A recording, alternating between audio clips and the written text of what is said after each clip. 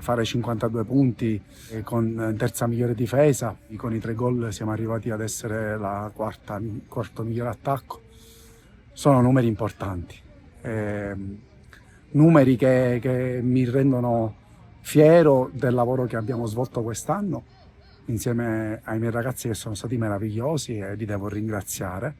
Ringrazio il Presidente che mi ha dato la possibilità quest'anno di lavorare in maniera tranquilla, in maniera professionale, perché il risultato è frutto di un grande lavoro che c'è dietro. Non è solo merito del campo, ma per fare un certo tipo di campionato bisogna che tutto il meccanismo sia perfetto.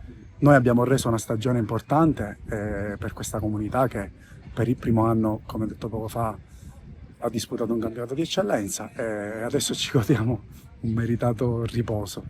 Dobbiamo migliorare, dobbiamo migliorarci e non porci limiti, perché altrimenti significa che non abbiamo ambizioni nella vita. Io sono molto ambizioso e cercherò sempre di dare sempre il massimo, prima io, prima di pretenderlo dai miei ragazzi, e quindi ci godiamo questo meritato riposo. Però mi conosco, durerà pochissimo, però quello che è ce lo godiamo, perché è meritato, quindi è un riposo meritato.